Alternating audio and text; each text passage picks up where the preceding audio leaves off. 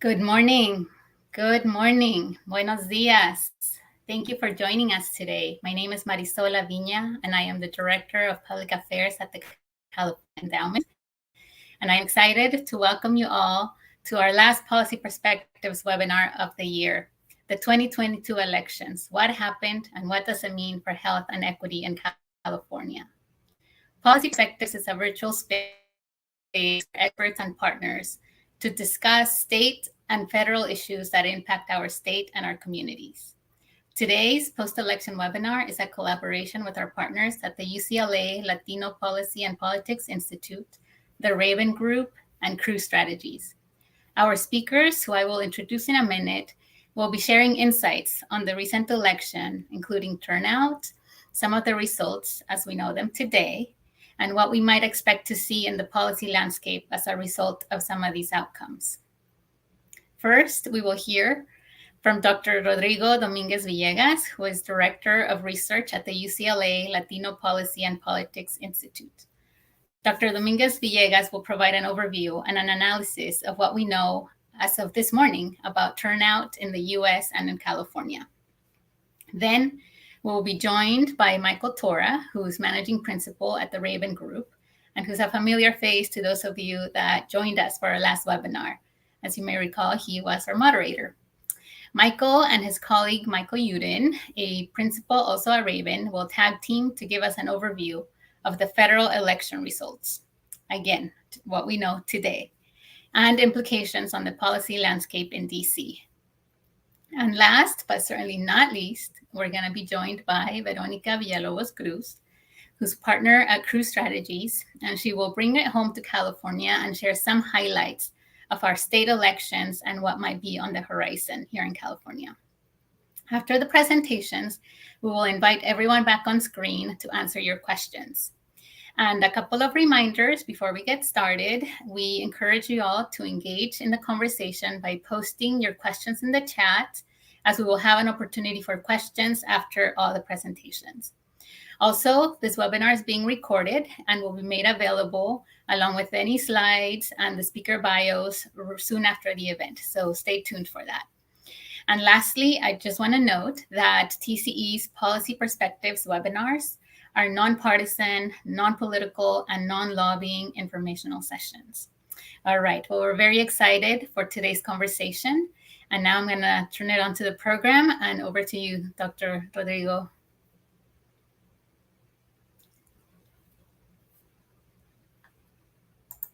Oh, I think you might be on mute.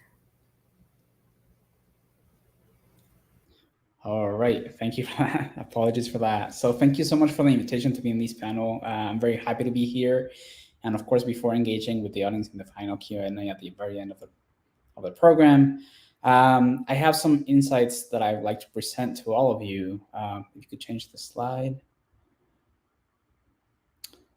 to the second one. So first, I'm going to talk about what do we know about turnout nationally and in California, with the caveat, of course, that in California, less than half of the vote has been counted.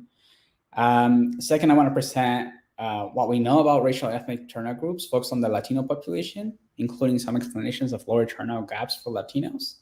And third, I'll present some policy tools and strategies that we can all think about to increase Latino turnout in future elections. Just FYI, you'll all be receiving the slides with all the details. So I'm just going to speak about the main points of each slide. If you can change to the next one. So what do we know about voter turnout so far? Next one.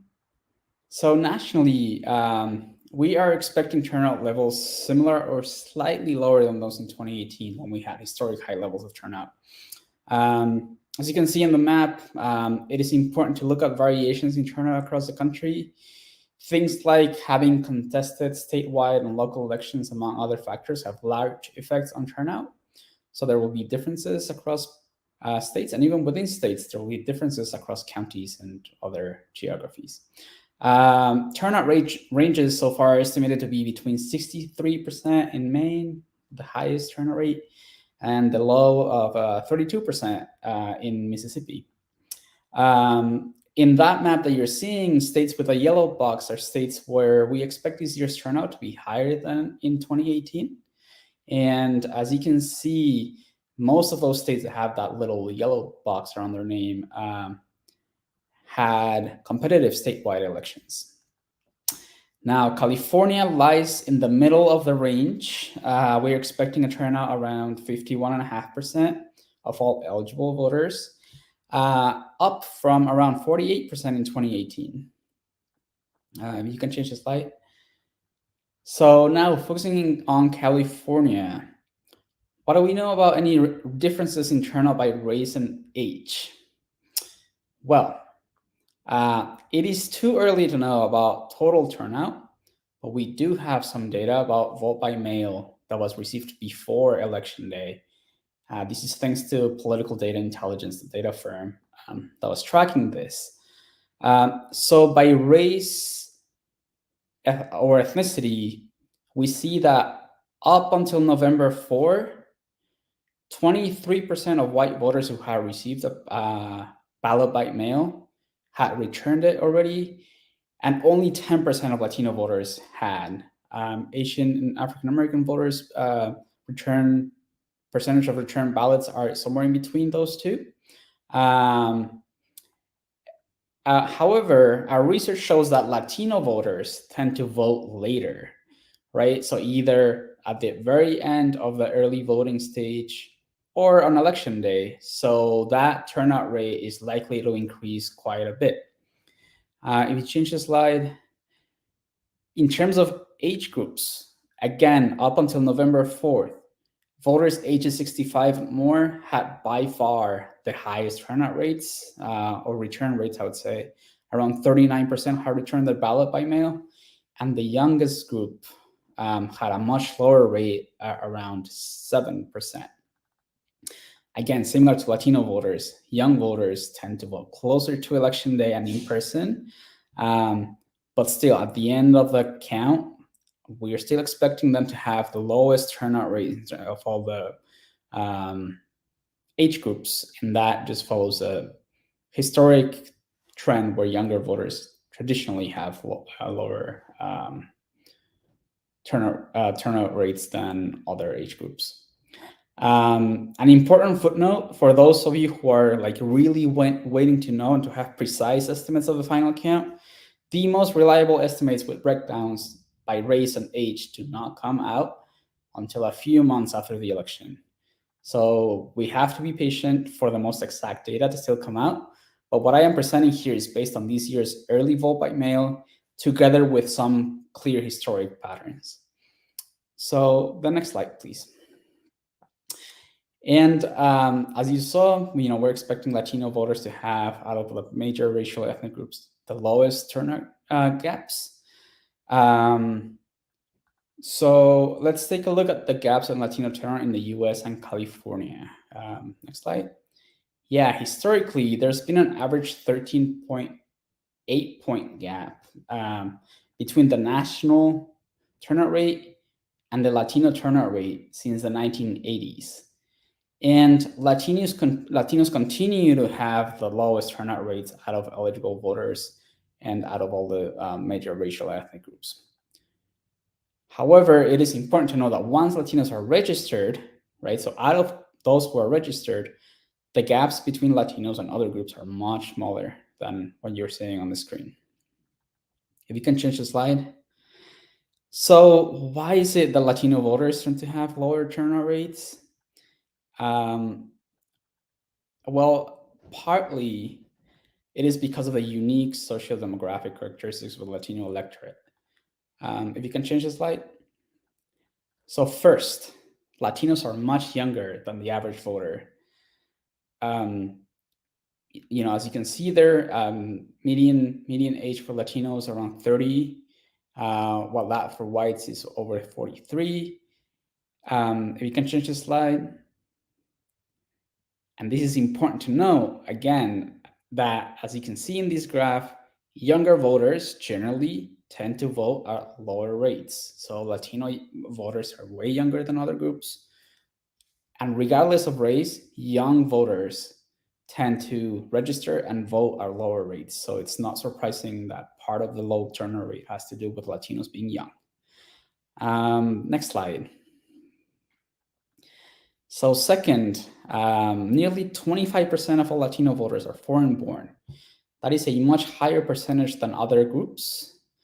And why is this important? Because this impacts the level of familiarity with the US electoral system, right? People who are born outside of the United States, who are eligible to vote in the US, might not know exactly how to do it. And as probably all of you know, it is extremely complicated to vote in the United States, at least relative to the electoral systems of Latin American countries. Change it to the next one. Another factor is that Latino voters have higher rates of limited English proficiency, right? And again, like thinking about why does this matter? It matters because most of the information that there is out there is about voting, about how to engage in the political process, is still in English. There's still like a dearth of we need to have a lot more information in other languages. And if you can change to the next slide. The last thing in terms of socioeconomic uniqueness of the Latinos, generally, Latinos have lower levels of formal schooling than other groups. And again, historically, voters or people with higher educational attainment, and I'm talking about formal educational attainment, tend to vote at higher rates, right? So kind of like I presented the socioeconomic characteristics of the Latino vote, of Latino voters generally, but besides these factors, right, there are others that are really, really important, which are, lower investment in reaching out Latino voters, neglect of political campaigns, sometimes willful neglect of political campaigns, some policy efforts that we've seen around the country to try to keep people away from voting, especially, minority voters within, which Latino voters are there. So there's like many other structural factors that have to do with these lower turnouts. If you can change the slide. And what is the consequence of having a lower turnout of the Latino population and voters of color in generally? The consequence is the erosion of representation. The US population and of course the electorate is becoming more and more diverse. And as it becomes more diverse, racial turnout gaps mean that the final composition of those who cast a ballot do not necessarily reflect the diversity of the population that elected officials are supposed to represent. So in this graph, right, you see, if you take a look at the green sections, in California, this is for California, in 2020, Latino representation went down from being 32% of those eligible to vote to 28% of those registered voters to only 27% of those who voted, right? If you see the same graph, the blue part of the bars is the representation of the non-Hispanic white population. That is smaller in the general population and the population of eligible voters. And that representation increases, as you go into the voting groups. So really, really, really important to narrow those voting gaps so that the final voters actually represent the diversity of the whole population that the officials that we're electing are supposed to represent. If you can change the slide. So some policy proposals that we can discuss more in detail in the Q&A. Next slide. First, increasing the modes of voting, or facilitating participation through just a lot of varieties of ways of voting, so that people can choose the one that is easiest for them. But a key point here is to not replace the availability of in-person voting with mail-in voting.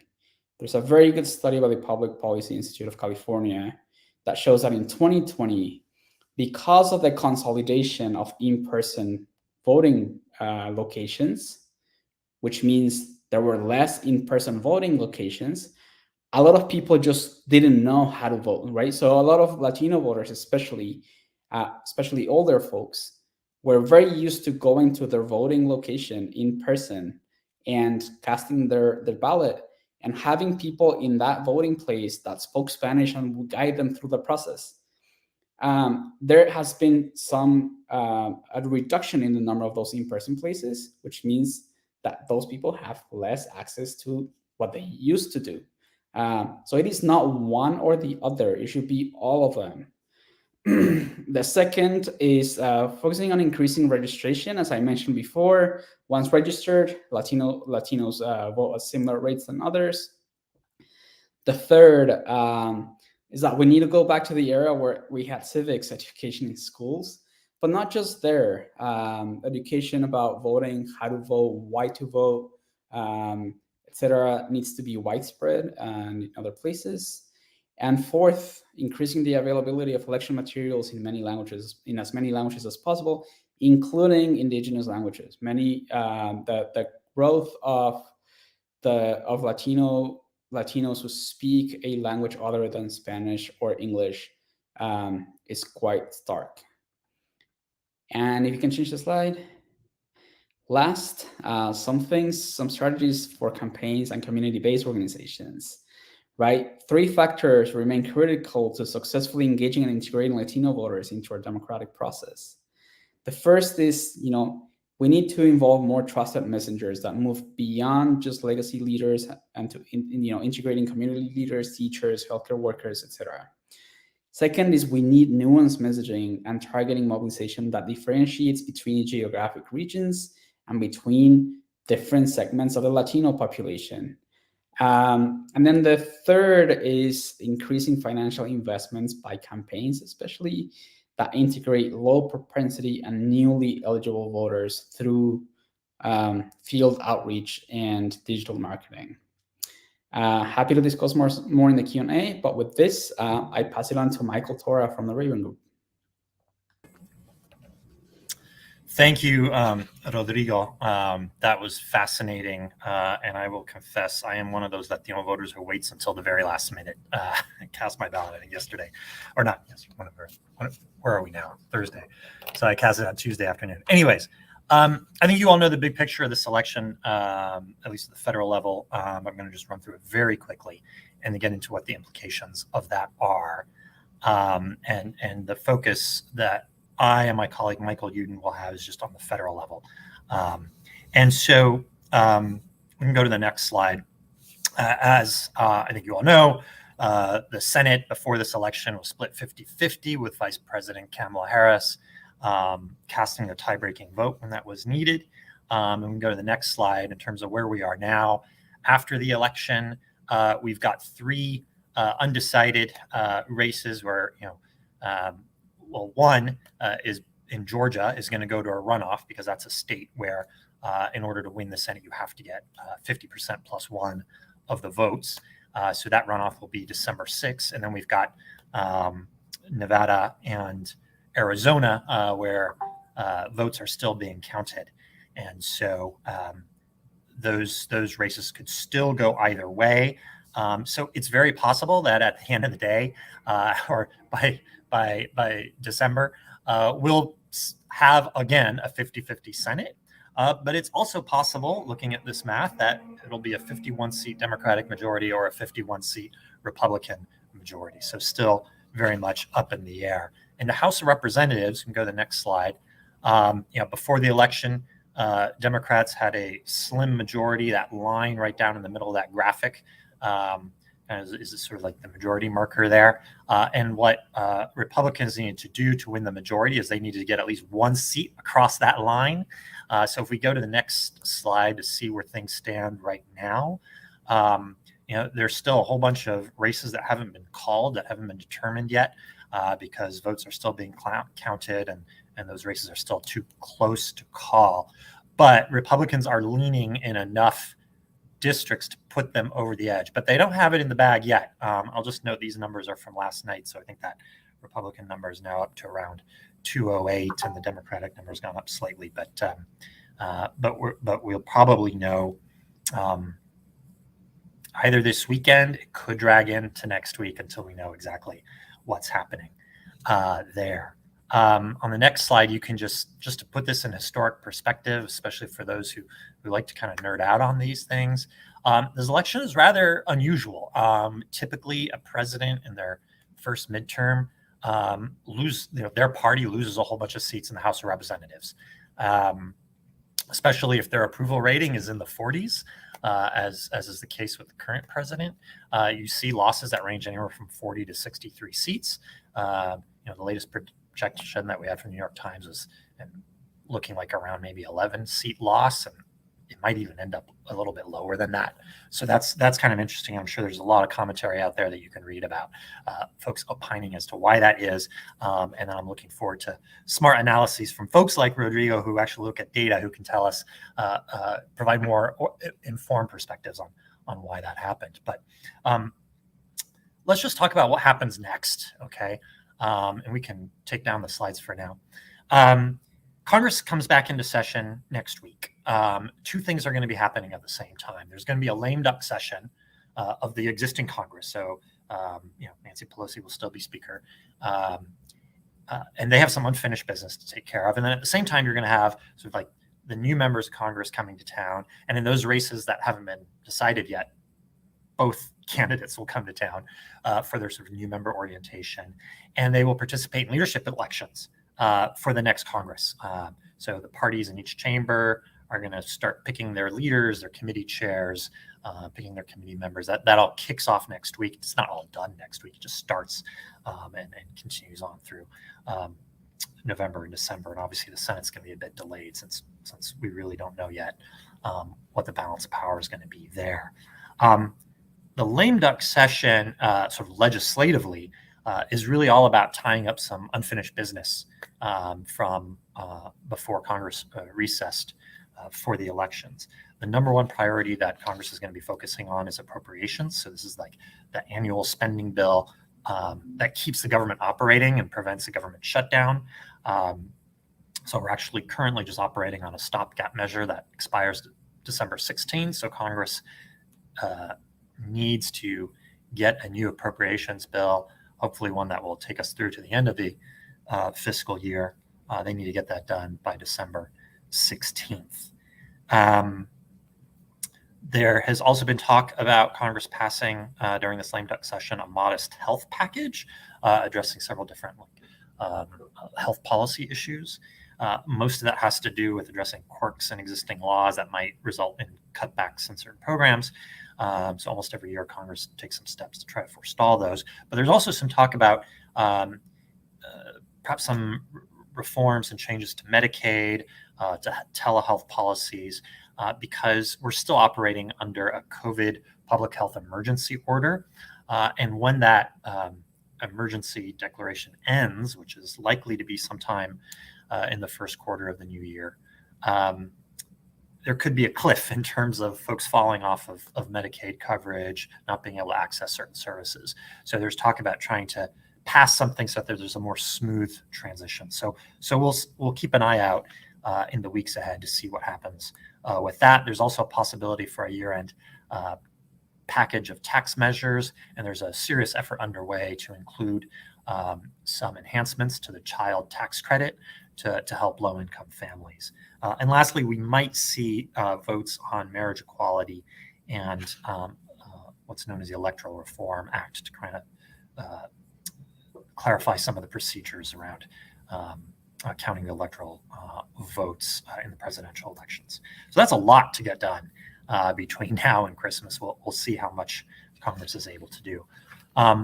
But looking beyond that at the next 2 years, just several things to kind of keep in mind what these election results could mean, especially if indeed we have a new majority in the House, as looks likely. So we can bring up a slide just to kind of summarize what to expect here. Number one is legislative gridlock. There would be a new majority that is going to have a very different agenda from the president's agenda. And so it's unlikely that we're going to see much legislation pass during this time. The new House majority will pass a whole bunch of legislation, but it's unlikely to get passed by the Senate, and certainly would be vetoed by the president. So it's going to grab a lot of headlines, but just keep in mind that there will be these kind of checks along the way. So there's that. Despite these changes, of course, the executive branch can continue to implement policy, right, through its executive powers, creating regulations. So we're going to continue to see implementation of those remaining pieces of the American Rescue Plan. We'll see the infrastructure, the bipartisan infrastructure law continue to be implemented, and all those climate, energy, and health provisions that were in the Inflation Reduction Act, those are also going to continue to be implemented. Now, what we can also expect to see, though, from this new House majority is a whole bunch of oversight. They're going to hold investigations, a lot of contentious hearings, investigating the president, his cabinet officials, questioning some of the laws that have been passed, like those I just mentioned, whether it's the American Rescue Plan or the Inflation Reduction Act, and questioning some of the spending within those so that they can advance their talking points. And then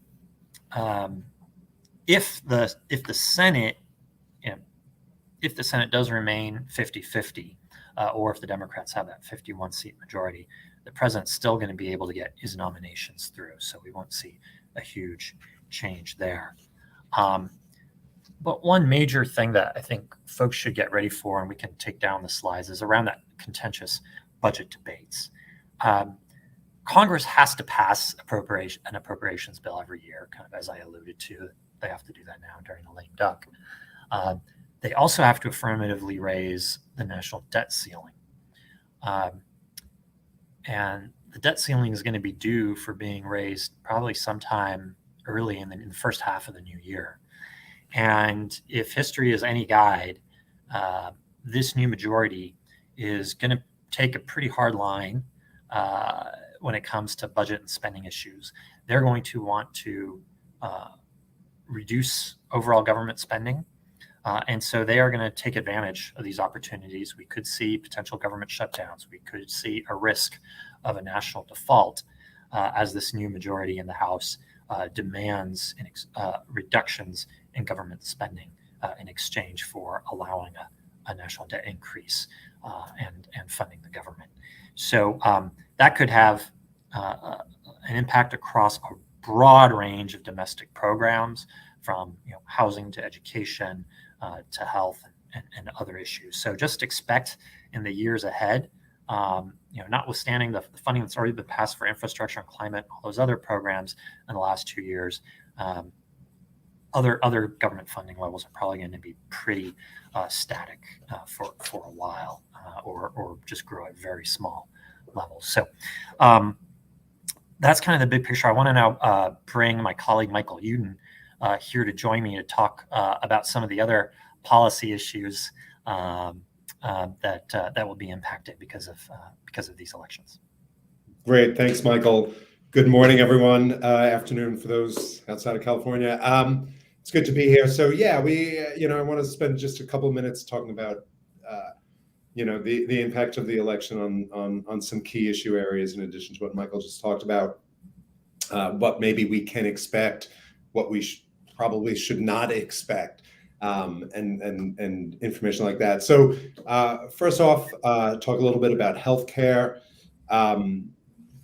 There are a couple of areas of some bipartisan agreement that we've seen over the last year or two. that very likely may carry over into the next Congress, to the 118th Congress. There has been some bipartisan work around pandemic preparedness. So maybe we can see some legislation around that. There is some agreement and bipartisan support around mental health and opioids. So those are a couple of areas that I think we may see some legislative action, some bipartisan support for. On the on the other side of the coin, which is where we probably won't see bipartisan support, we could expect to see, if in fact the Republicans take control of the House, we may see an effort. We're already seeing some legislation and statements to the effect of repealing some of the provisions from the Inflation Reduction Act and other piece of legislation which permitted the Centers for Medicaid and Medicare Services to negotiate the prices of drugs in the Medicare program. So we may see an effort to repeal those provisions. Again, as Michael noted, that's probably just going to be in the House. It is unlikely to pass the Senate, where you would need 60 votes to overcome it. And of course, the president has to sign it into law. So, but we definitely will see a little bit of messaging around that as well. What we won't see, probably we should not expect to see, are efforts to strengthen or bolster the Affordable Care Act. That is not likely to happen in the next Congress. We also are probably not going to see the kinds of investments that we need to support the public health infrastructure. That is not likely to happen. Ongoing funds to support COVID or monkeypox, right?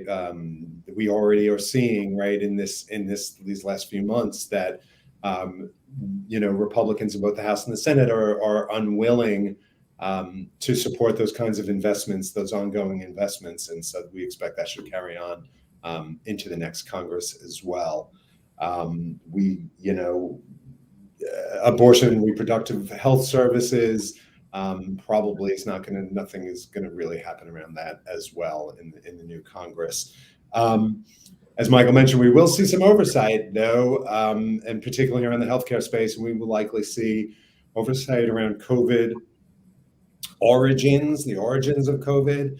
We will likely see some pretty significant oversight about COVID response and how the federal government has responded to COVID.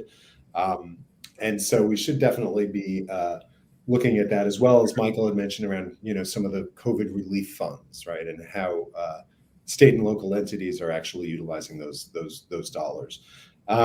So that's kind of the healthcare space. Really quickly on, another area that could potentially see some bipartisan support is around child nutrition.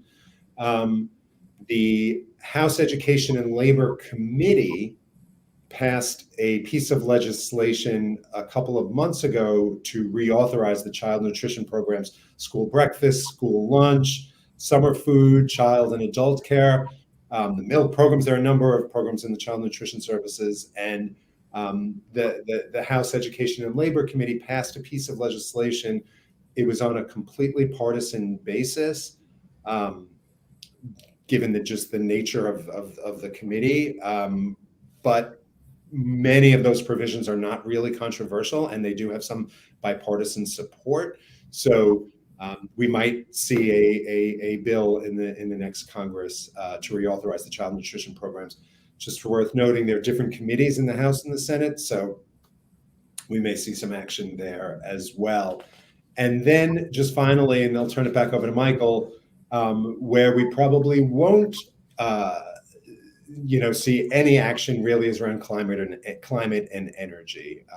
As folks know, we saw some very, very significant investments around climate and green energy in both the infrastructure bill and the Inflation Reduction Act. So we should not expect to see any more legislation in that space. Michael? Yeah, thanks. And one last policy area that we should touch on, of course, is immigration. So important in California. And even though there is bipartisan support, certainly, for legislation to provide a pathway to legalization for farm workers, and also some bipartisan support for the DREAM Act. We shouldn't expect either of these bills to be able to move forward in the new Congress, because there's still a very large part of the, very large group of members within the new majority who would oppose even considering either of these bills. So instead, they are trying to advance, building the border wall and other kind of restrictive measures. Those two, though, will of course face opposition in the Senate and from the White House. So we'll probably see a stalemate there. All right, and please, folks have more questions about different policy issues and what the outlook is for those in the new Congress. Please add those questions into the chat. We'll be happy to get to those. For now, let me turn to Veronica Villalobos-Cruz to speak to us about the election results here in California and what it means for us here in the Golden State. Great. Thanks, Michael. And thanks, everybody, for participating today. So I have a slide deck I'll go through and then be available for questions and answers. So thanks, John.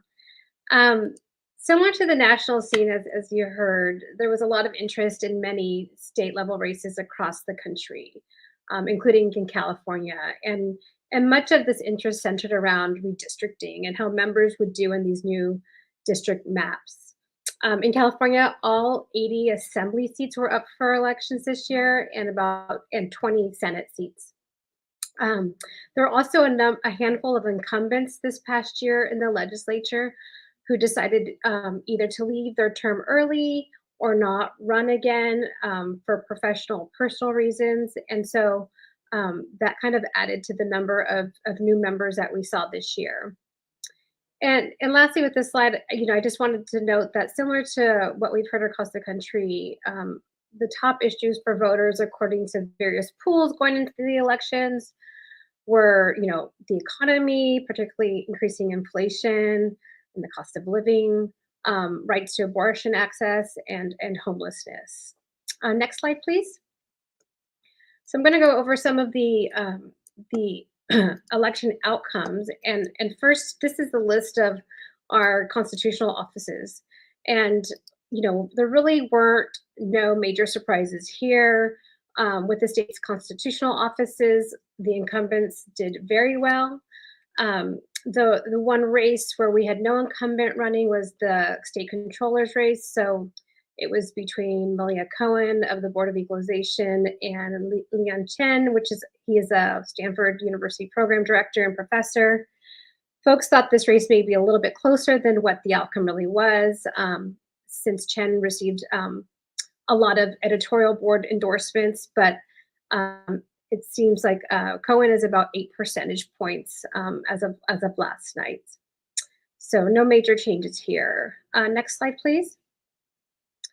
And as noted in previous comments, we do want to offer the caveat that there are still a significant percentage of ballots that have to be counted.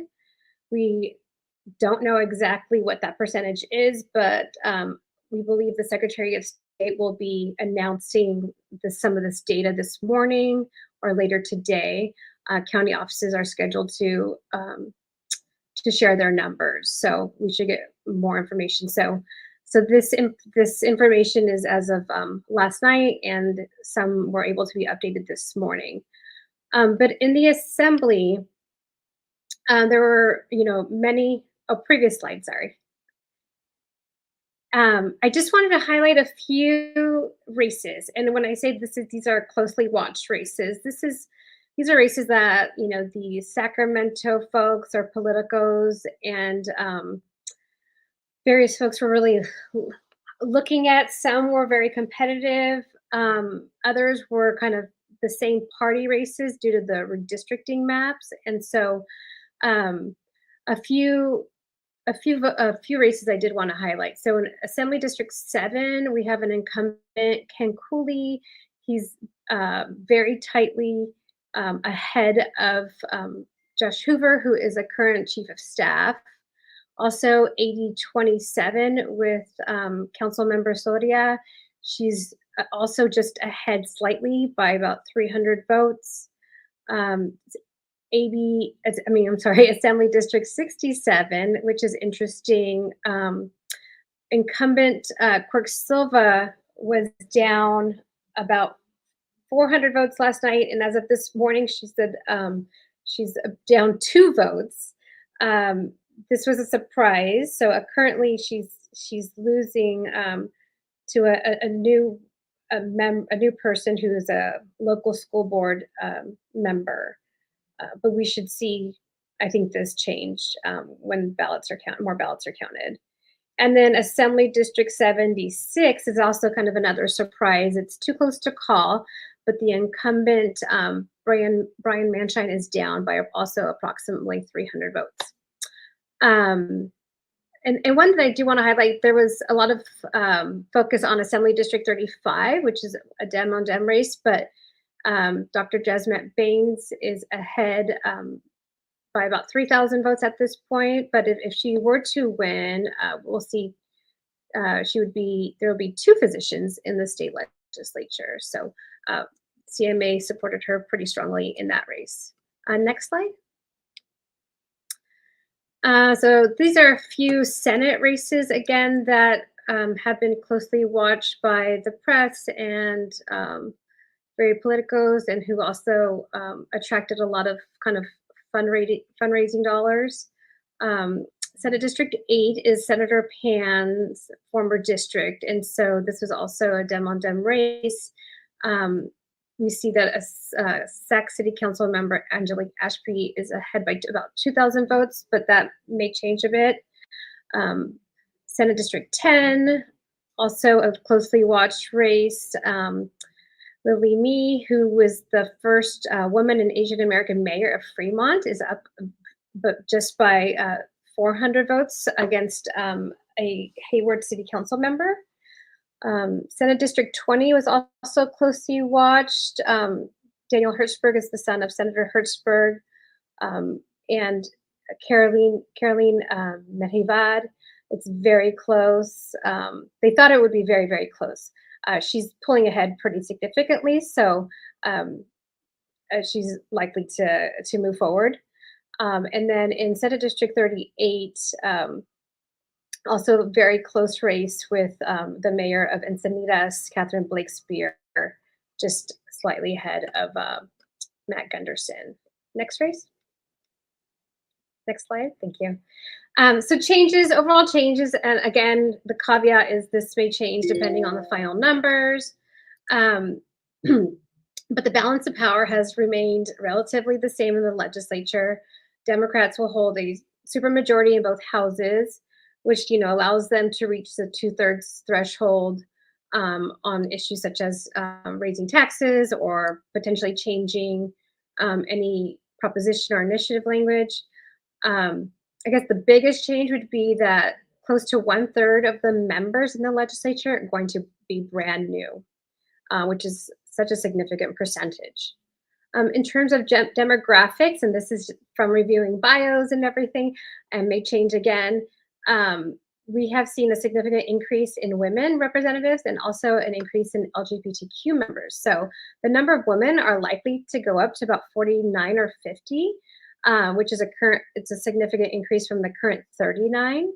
And then according to Equality California, they believe California is the first state in the nation to achieve 10% LGBTQ representation in the state legislature.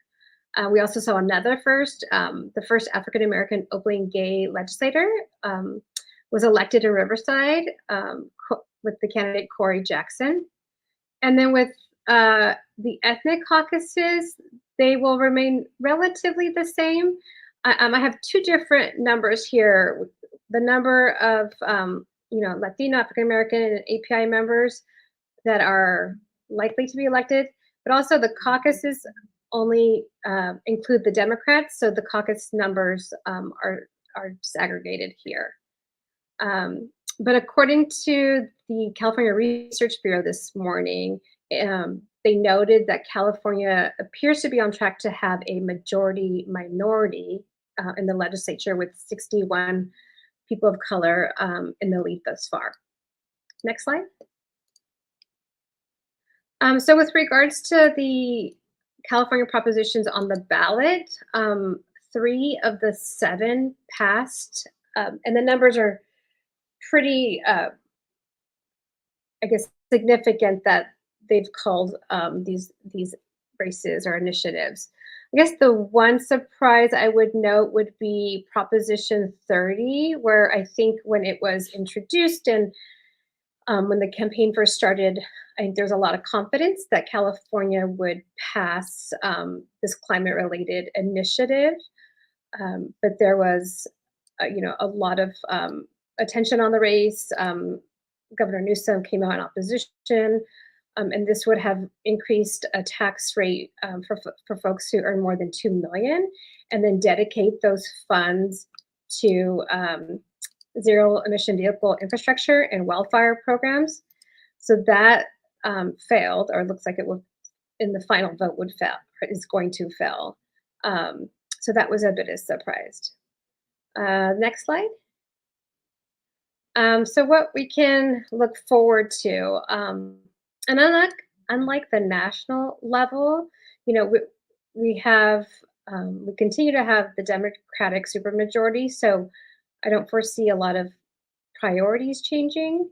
But I did want to note that today, both Democrat and Republicans are meeting in their respective caucuses in Sacramento.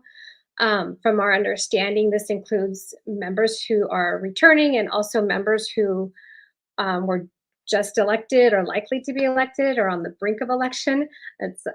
There's so many races that are too close to call that, from what we understand, the vote for speakership is likely to be delayed. And this summer, if folks weren't aware, the Democratic caucus was split on looking on whether or not they wanted to vote in a new speaker. This was between Speaker Rendon, who's held the position since 2016, and Assemblymember Robert Rivas of Salinas, who was challenging his position. So we may not know that until December when they return for the swearing in. Senator Atkins is expected to continue as Senate Pro Tem, so no changes on the Senate side. But as noted, if there is a change in Assembly leadership, we don't presume a major shift in policy positions or priorities. Assemblymember Rivas is seen as more moderate with certain issues. Speaker Rendon is seen as a little bit more hands-off with his committee chairs. So there may be some kind of influence over more controversial issues if there's a different speaker, such as whether single-payer healthcare returns, the return of staff unionization bills, or any sort of tax on oil and gas. So the first test of the new makeup of the new legislature will be in December. The governor has said he's going to call for a special session and have members vote on a potential tax on oil. There is no proposal in print just yet, though. So we'll see what happens there. There will also be, a number of new committee chairmanships in key committees, and not just because speakership may change, but there are, many seats were left vacant when members termed out or decided not to run. So in the Senate, currently, energy, education, and health committees are currently open, the chairmanships. In the Assembly, open chairmanships include education, environmental safety, and judiciary, among others. And so I think the biggest challenge for members, particularly new members, is going to be the budget environment that they will need to work in. And these new members were just elected based on promises made to their constituents, and so they may feel hamstrung in terms of what they can actually get done this year. Folks likely have heard the news that California has been collecting much less, so $7 billion less than they estimated when the budget was drafted and passed. And so there is a likelihood that there will be a revenue shortfall in the 22-23 budget year. Luckily, the state has significant reserves, and so folks don't foresee cuts needing to be made unless the kind of the economic challenges like last more than one fiscal year. But members are really going to have to address increasing cost of programs, the cost of living for state employees, increasing cost of projects around the state, construction projects. So those will be, I think, tensions that we will see. In addition, this past year we saw a budget like we've never seen before that included over $70 billion in discretionary surplus. And the programs that were adopted that used the surplus were one-time program. 95% were one-time programs. And so, advocates are likely to come back and ask for continued funding. And they will need to explore different revenue streams. We've heard the administration and Department of Finance say they're going to be holding the purse strings pretty tightly.